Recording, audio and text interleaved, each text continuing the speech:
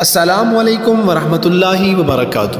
دوستو، سب سے پہلے درود پاک اللہم صلی وسلم علی نبینا محمد وآلہ واصحابہ وبارک وسلم۔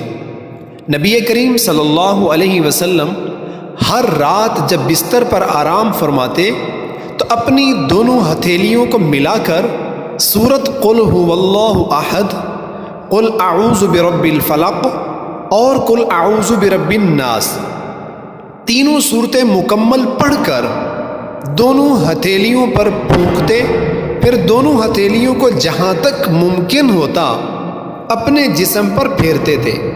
پہلے سر اور چہرے پر ہاتھ پھیرتے تھے اور پھر سامنے کے بدن پر۔